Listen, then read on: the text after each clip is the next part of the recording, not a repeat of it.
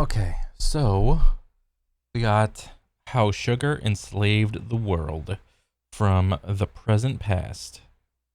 Okay, what is going on with the shugs?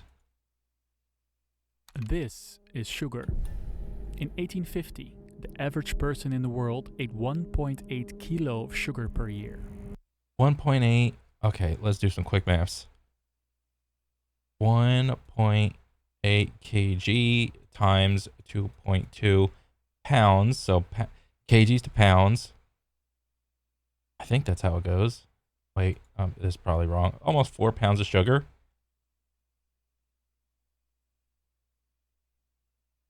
A year? Okay. About 4 pounds.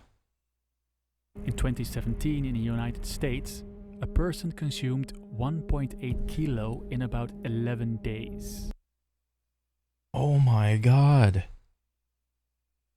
So in 1850, okay, down here, 1850, it was about 4 pounds a year. And this is the world. So it's like the entire average. 1990s, it 1, 2, 3, 4, 5, 6, 7, 8, 9, 10. It 10x'd. Was it 40 pounds a year now? Holy shit, like, bro, 40 pounds a year. And now just in US, this is 40 right here. So 40. This is about 4. That's 40, so 44, 48, 52. 52 pounds a year. Oh, that's insane. This is 3 times the He zooms out. top range of what the World Health Organization advises. So how did this happen?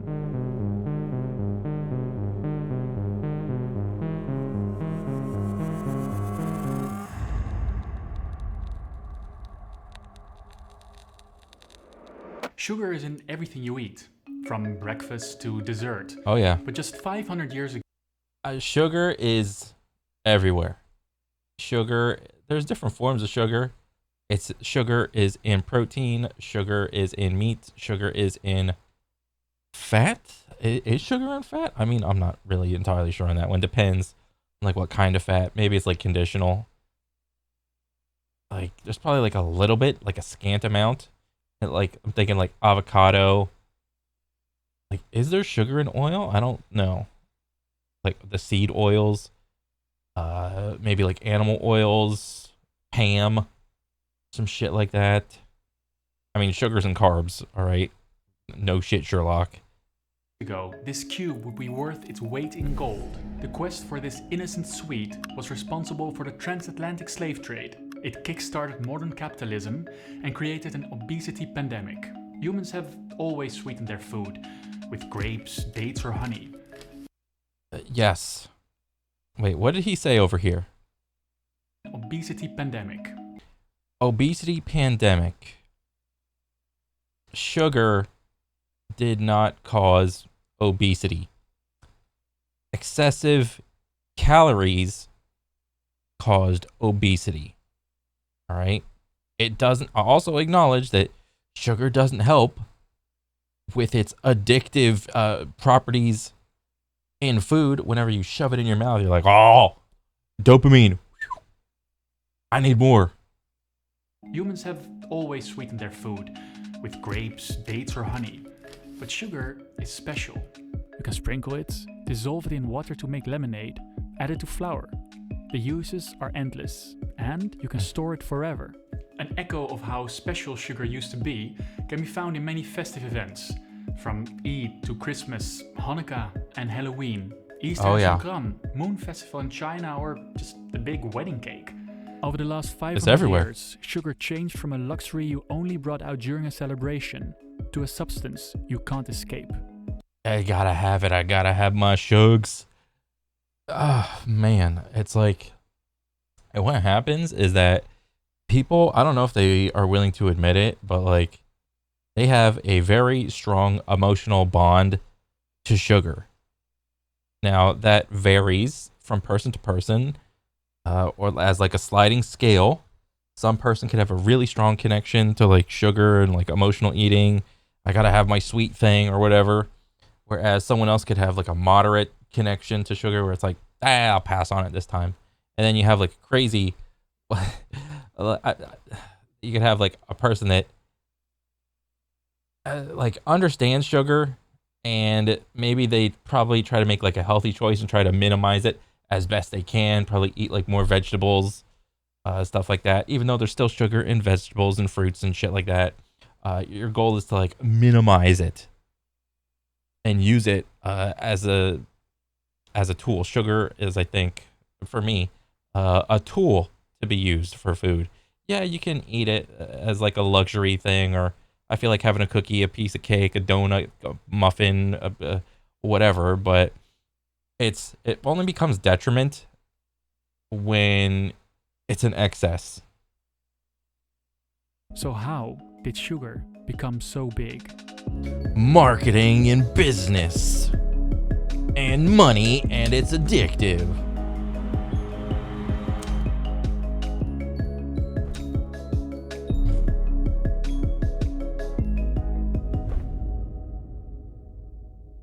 I'm on the internet the whole day for work reasons. True, brother, same. But there's a problem with that. Because every time you go online, all your personal data, including your address, your browsing history, the things you bought on Amazon, they are being recorded and sold by companies without your consent. This not only means you can get a ton of unwanted email, but it also opens you up to the risk of identity theft. And that's why I'm happy to talk to you about today's sponsor, Incogni. Just a few weeks. Well, here's the thing about identity theft, guys.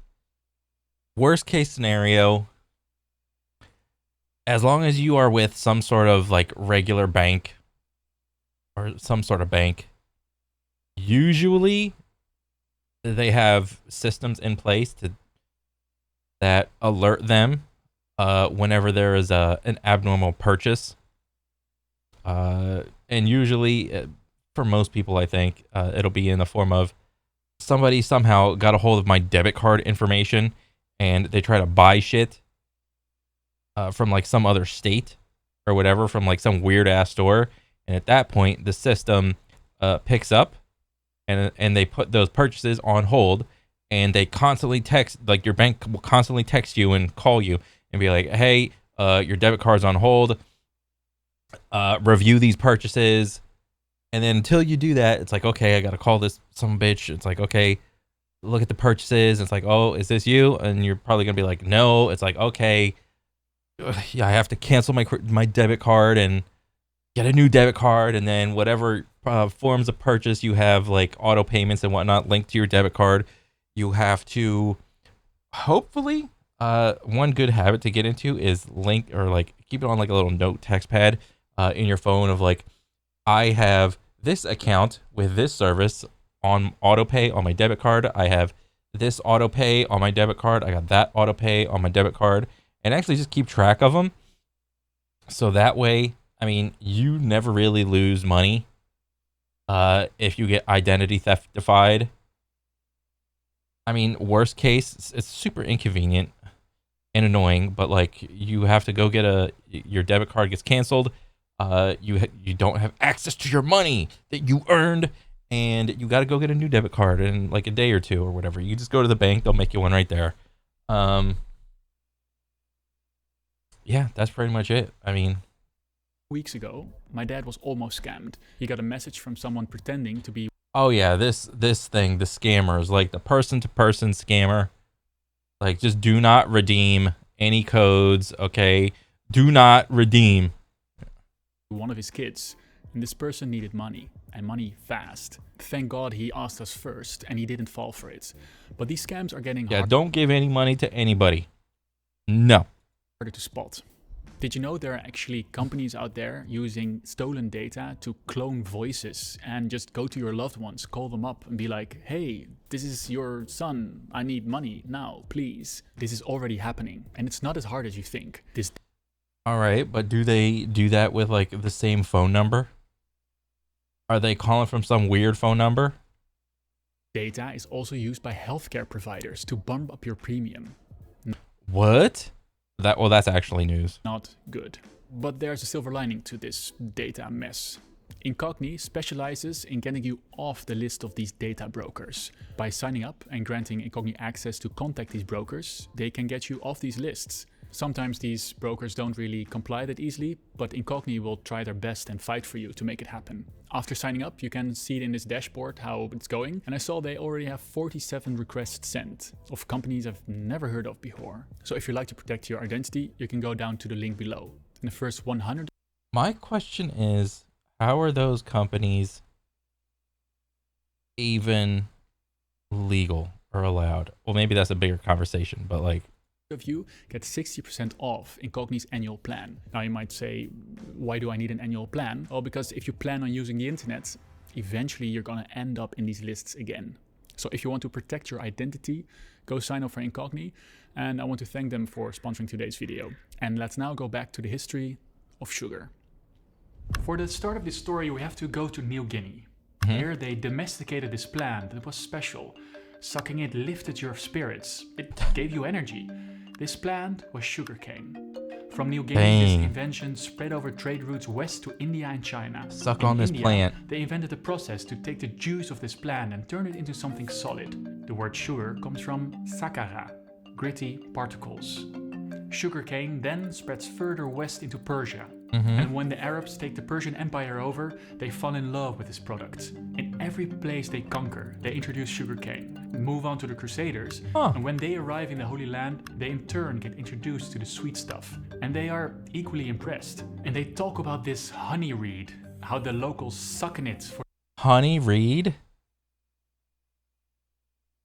With... the blah blah. In the fields of the plains of Tripoli can be found in abundance a honey reed, which they call zuchara. Zukra. I don't know. The people are accustomed to suck enthusiastically on the reeds, delighting themselves with their beneficial juices. Are we still talking about sugarcane?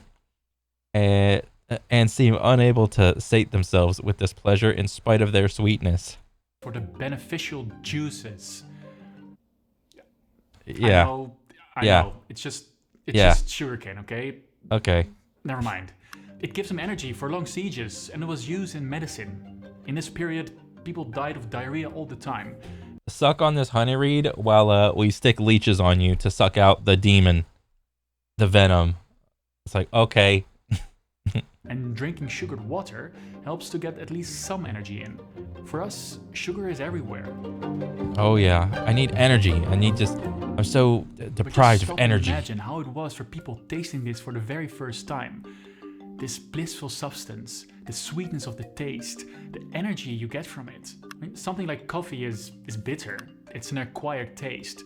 But straight out of the womb, babies love sugared water. They prefer it over normal water. Like, just based off of that alone, that is like some drug like behavioral actions and reactions. It's like you eat the plant or extract the sugar out of it, and then you just get energy, you're stimulated, you feel better. Like, babies like it. And we didn't question this? So sugar now starts to catch on in Europe, but it is ridiculously expensive. In 1226, the King of England begs a trader going to Cairo if he could just provide 3 pounds of sugar, if so much could be got. 3 pounds of sugar? It's like a kilo and then some. If I buy it at the store, it's gonna cost me what? 4 euros? But sugar is about to get like 1.5 actually? It's when the Crusaders get kicked out of the Holy Land that Cain starts a journey west. So far west, it would travel all the way to Ecuador. And it's also here that the history of sugar starts to split. Sugar was always produced by farmers, just as a nice extra. But now this starts to change. Just for sugar, one invention is made that will completely dominate transatlantic history for hundreds of years. A place away from the markets, in the hands of foreign investors, designated to produce one cash crop, where forced labor is imported to cut the cane, the plantation. Yep. This approach, it started in the Mediterranean and it was perfected in the Caribbean. And the Europeans, they are going to need their plantations, because the Black Death and a Mongol invasion devastate Egyptian sugar production.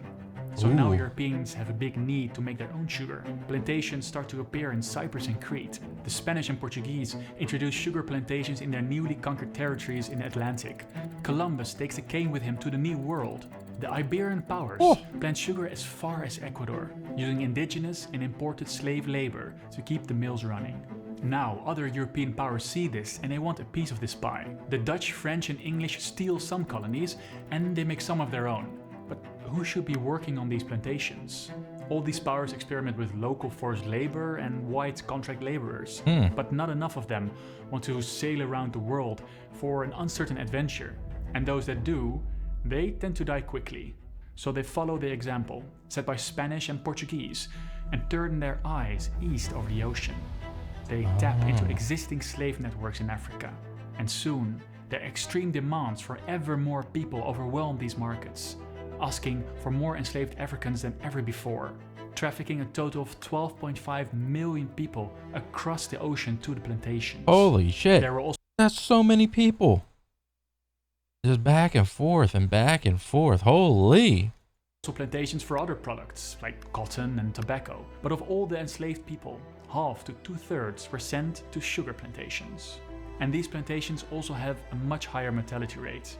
The thing is, to Dang, I didn't know I was going to get like a history lesson with the sugar.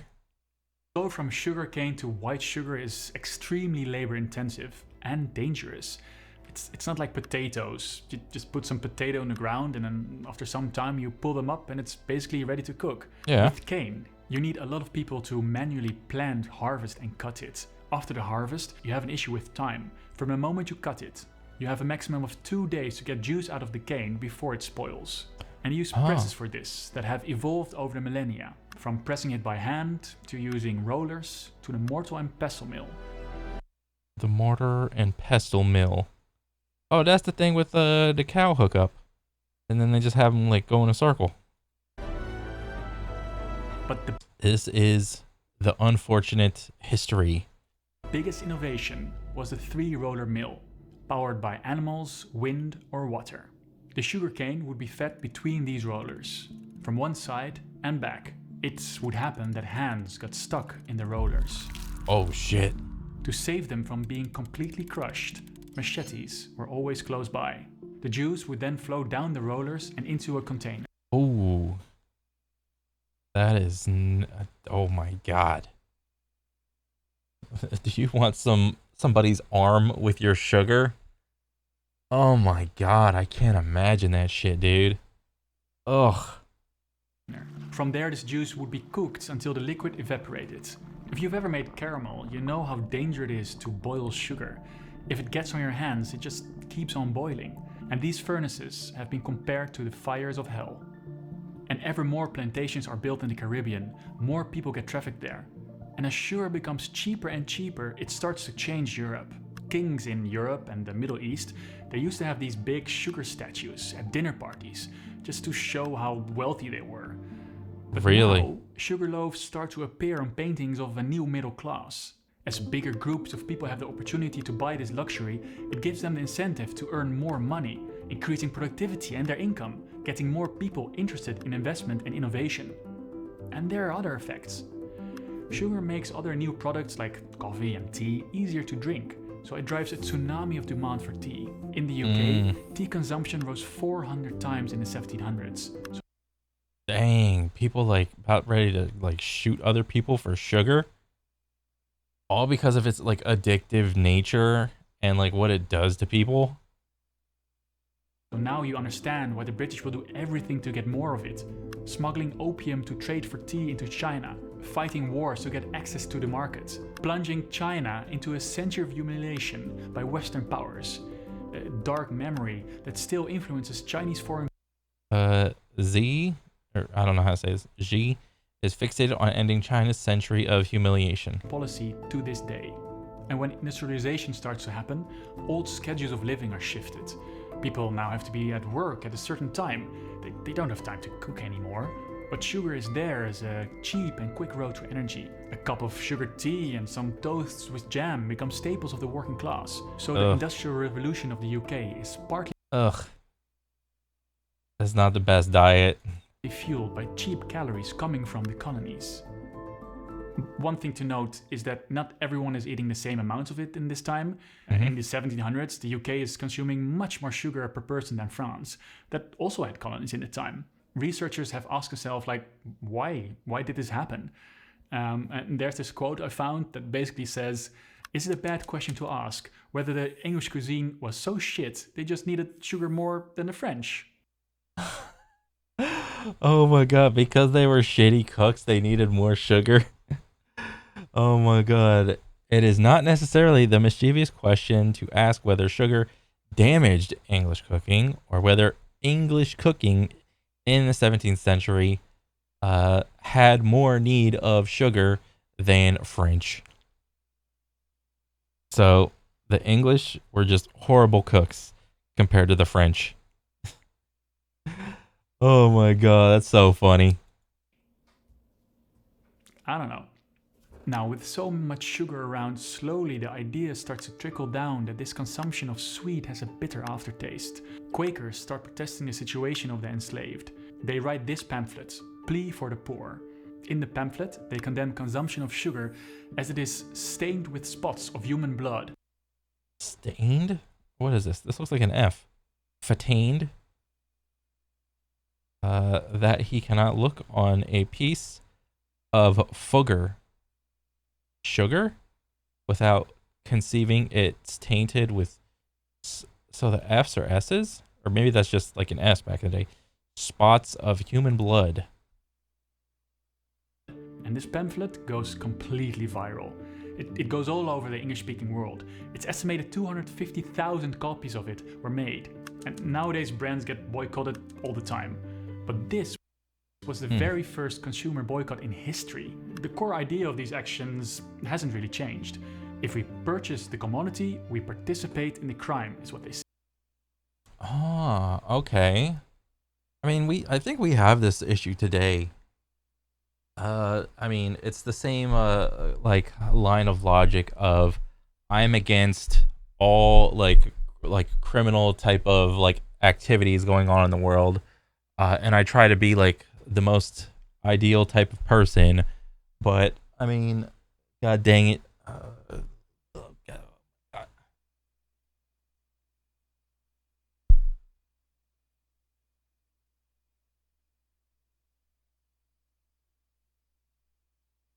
But it's like I still have a smartphone. Most people still have a smartphone, even though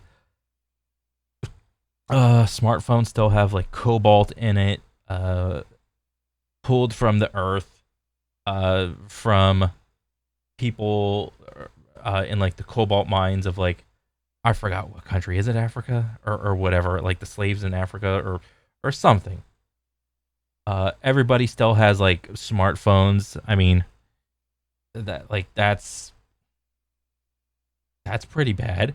You know, everybody wants to stop the slave labor going on in the cobalt mines, but it's like, how bad do you like care about that issue, or do you just want the next iPhone? Same thing with clothes. A lot of clothes made in China. Same thing with Amazon. Everybody likes ordering shit from Amazon. Amazon Prime, they get their shit super speedy, but Amazon is notorious for treating their workers very poorly. It just is. All right. Or do you give a shit enough about that issue to like completely remove yourself from certain societal behaviors?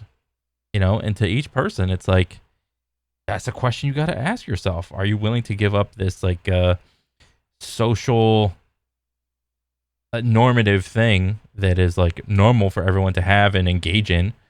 But if you go back X amount of degrees of separation, it's like, oh, well, this is the origin. It's like China makes clothes with like kids and like the sweatshops. Amazon is like anti-union and forces people to like work really like way harder and faster. Kind of the same line as like the Walmart people of like you have to like churn through X amount of orders and like work extremely quickly. And then you have like your smartphones and computers and stuff made when like from having cobalt from the cobalt mines or whatever. It's like, how much do you actually care about the issue? They were dealing with this concept back then with sugar. And it totally worked. People just couldn't get this cannibalistic idea out of their head. As long as the product is addictive enough, I think you're going to be able to make most people not even give a shit about the origin. Phones, super addictive. Clothes, you kind of need clothes. Amazon Prime, you don't really need Amazon Prime, but a lot of people like use it. All right, I don't know if it's like an addictive thing for Amazon Prime. Walmart, or not just Walmart, but like shopping and groceries. Like I still go to Walmart like physically. I don't order my like groceries and shit online. And like just go pick them up. So I don't think that part is like addictive. But phones, I mean, everybody's got a phone.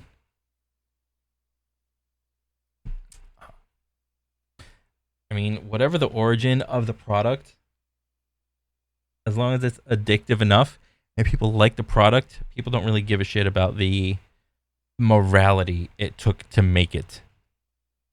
That they might be consuming human flesh when dropping some sugar in their tea. Mm-hmm. So they start sugar. It's so good, you can put it in blood and you will eat the blood.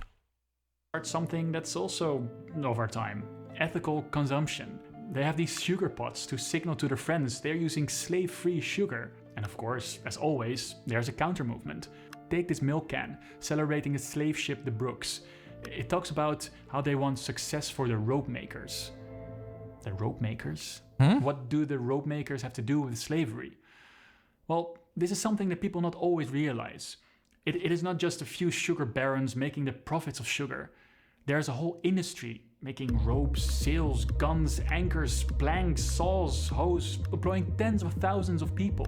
The people in these trades, they don't want the slave trade to stop, but consumer... Yeah, it's a whole process, a whole industry contributing to the sugar industry. And I would imagine it's the same way for modern day products. It just is. Actions supported by politicians and big slave rebellions like the one in Haiti, they eventually win the fight against the anti-abolition movement. And so the slave trade and slavery gets banned in British territories. Does that mean that exploitation is immediately over? Not really. In Africa, the trade continues. Huge producers like Brazil and Cuba still have slave labor. In 1850, 50% of the world's sugar is still made by slaves. 1850. That wasn't even that long ago. And eventually, the British reopened their borders to slave-produced sugar. Former slave owners scrambled to get sources of labor. So a new project of moving people gets underway. You have waves of East Indians, Javanese, Chinese, Portuguese or Italian people sent all over the world to replace the enslaved people, sometimes without any clue where they're going, with a contract that gives the owner legal authority over the worker, and the conditions are not better. In Cuba, half of Chinese workers died before the end of their 8-year contract. Holy shit. This has been the fate of workers on so many sugar plantations around the world. And even now there are many places where people... Haitian sugarcane workers in the Dominican Republic suffer amid U.S. embargo on central Romania. The plantations get exploited. But we're not there yet. It is really hard to imagine a world without sugar. Just go to your local supermarket and think away the aisles connected to the sweet stuff. And I mean more than the candy, because sugar is added to basically every pre-made sauce. Yep. Except the sugar-free ketchup. It's just a different product. Peanut butter or yogurt. And it's also hard to see what's actually healthy when you buy your groceries. And even if you're going just off of the nutrition labels, the nutrition labels are also up for scrutiny because the numbers that you see on the nutrition labels are not absolute.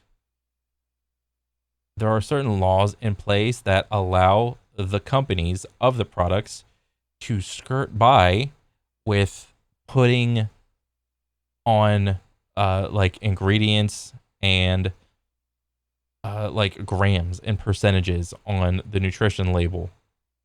So like you're allowed like X amount of some ingredient to be scantily in your product, and if it falls underneath the threshold, then you don't have to label it on your like little nutrition label. I have these two drinks. One is soda, the other is a vitamin well reload with vitamin B and D, magnesium and zinc. So, which has more sugar? Bro, this is like a newspaper article on this damn water. What the fuck is this? Well, you're probably gonna see this coming. But they're equally as sweet. Now, this is not a fair comparison, I know, because this is about a third as much as the soda bottle. But I think it's very easy to drink liters of this and not be aware you're just drinking. Yeah, it says vitamin and well and reload. What could be bad about vitamins, well, and reload? I want the vitamins. I want to be well and I want to be reloaded when I drink this. Sugar water and marketing. It wasn't always like this. So, how did this happen? Well, it starts with Napoleon. When fighting the English, he forced the whole European continent to stop trading with them. This meant no cane sugar for anyone. So all over Europe, people are scrambling to make sugar from all sorts of things. They try apples, grapes, potatoes, and even mushrooms. In the end, it's the sugar beet that wins out. And this is huge. Sugar can now be made in cold climates. Beet sugar appears in almost all European countries. With these two options, you can now make sugar basically everywhere. There's just one problem with beet sugar. It's more expensive to make than cane sugar. So beet sugar producers, they lobby national governments. Help us, because we can't compete. They get subsidies and are protected from cane imports. In this protected position, the beet barons get an incentive to produce. So at the start of the 1900s, you have this growing pile of sugar. Sugar is still seen as a somewhat unnecessary luxury in many countries. What are the producers going to do with it? They need to teach people to eat more sugar. Sugar has to become a necessity. So when the First World War happens, they make sure that the millions of soldiers deliberately get sugar as part of their rations. And this is done again in the Second World War. But marketing to soldiers is not enough. In the US, it's now the turn of the family, stressing convenience to sell Yep, that's when good old Coca-Cola comes in. sugary products. Do you want instant orange OJ, yeah, the OJ. juice?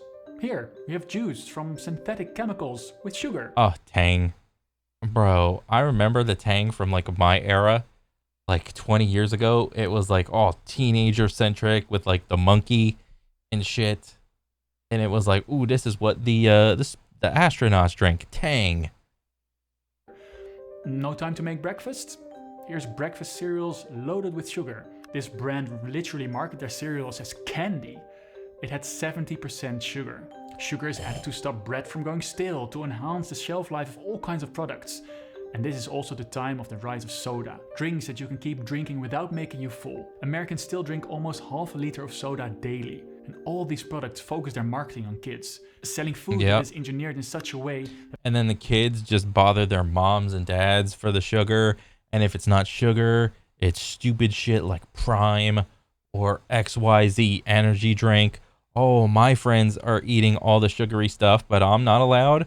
Mom, I'm gonna get bullied. Okay, what? My friends aren't gonna like me because they all got Lunchables, or what's the not Lunchable, Lunchleys. All right, and then I have to show up with like a sandwich and a salad and an apple and like a little tuna cup or whatever. Nobody wants that. I want the lunchly. I want the Lunchable. But addiction to it is compared to a drug habit.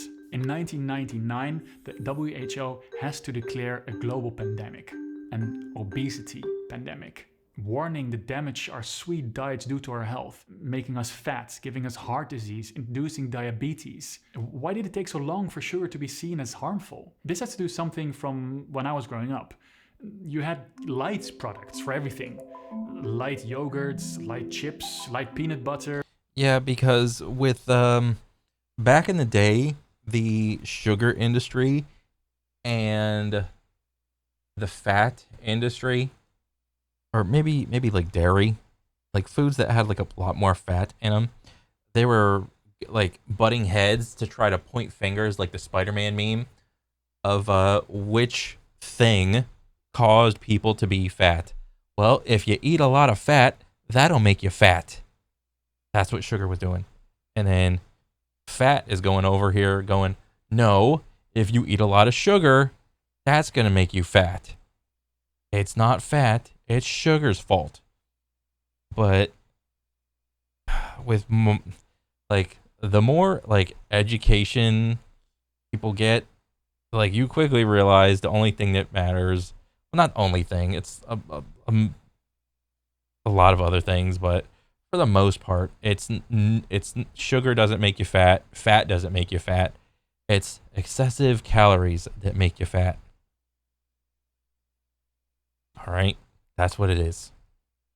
It's your emotional connection to the food you're eating.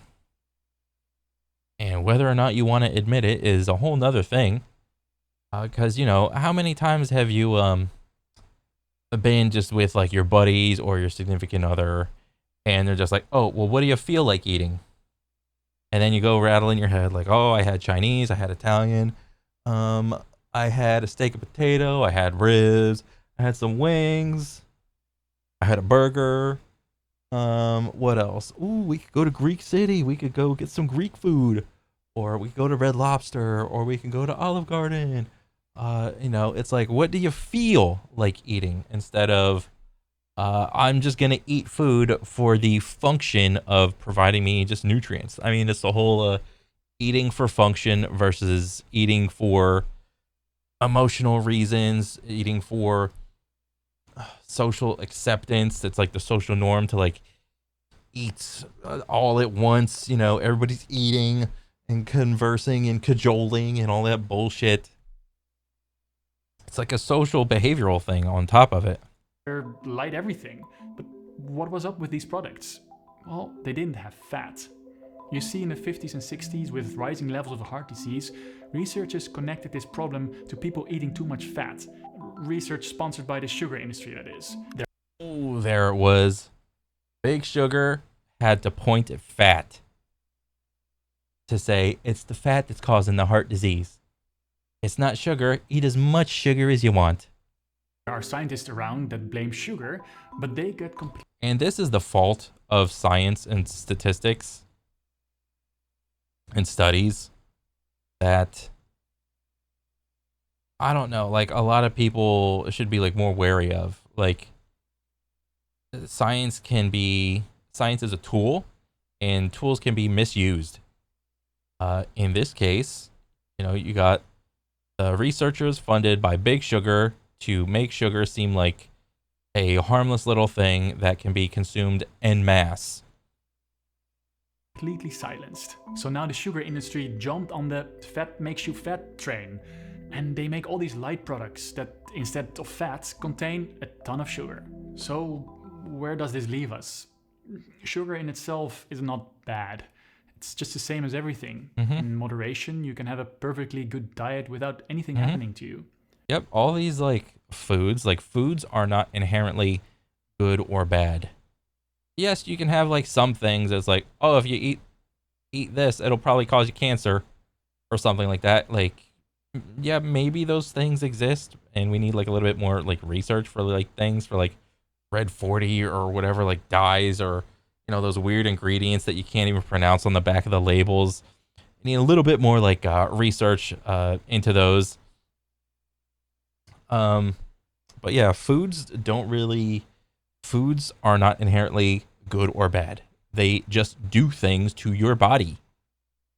The problem is, it's almost impossible to moderately consume sugar unless you completely cut out every pre-made food from your diet. Yeah. What's crazy to It's me is hard. how sugar was always an unnecessary luxury. And it's hard because it is a learned behavior, especially from kids picking up habits from their parents. If I ever see and talk to a parent that is like vehemently against vegetables, I laugh at them. Well, I don't laugh at them. But like inside my head, I'm like, how are you an adult and you can't eat vegetables? How are you having kids and you're teaching kids bad habits of eating like cakes and cookies and all this other bullshit? And it's like, oh, what's going on? And then you're sitting there wondering, it's like, oh, my kid's not fat. They're just big boned. Like the South Park meme. It's like, no, you're teaching your kid to eat bad. Well, not bad, but like you're teaching your kid improper eating nutrition. And it's like, can you really blame the parent because the parent didn't know in the first place?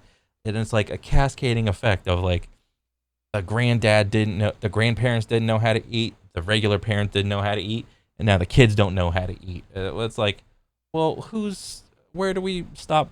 What is it called? Like pass the buck. Who do we point the finger? Who do we blame?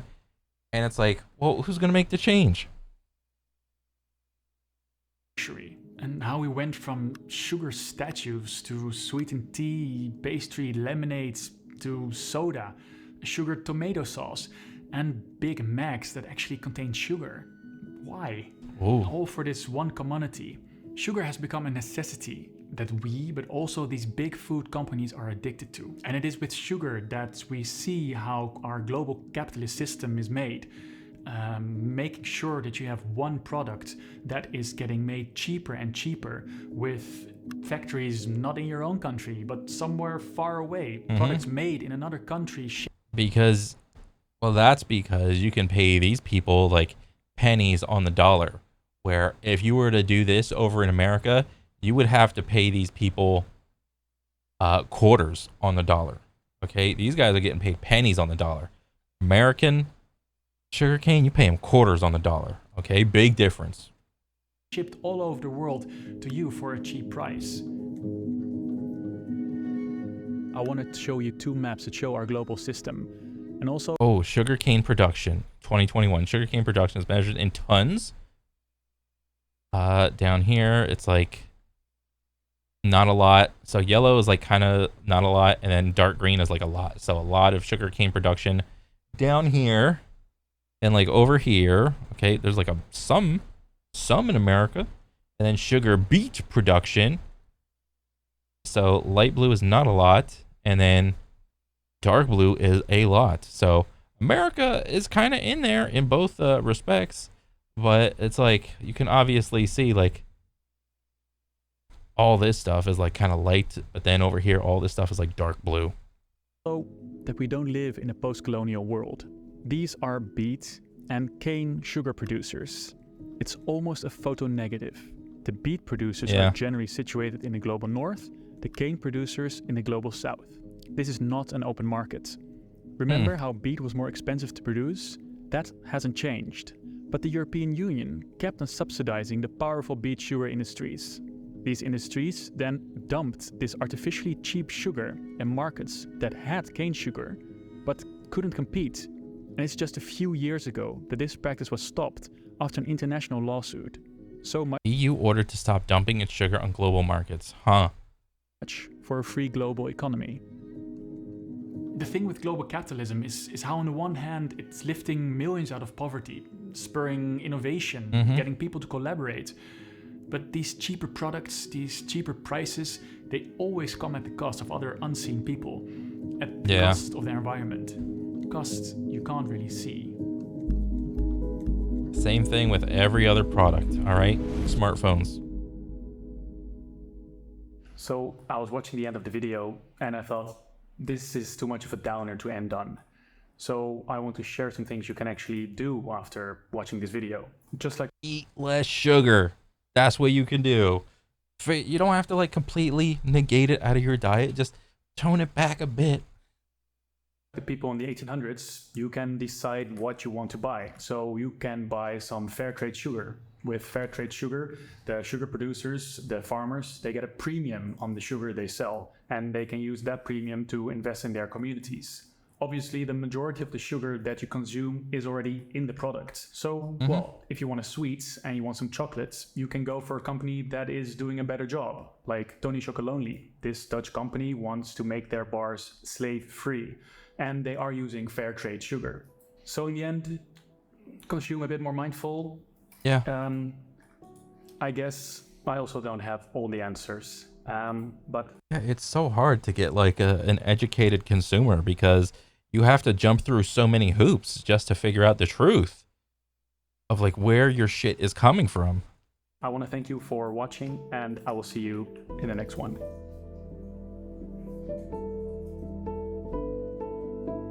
This is a good video. 100%.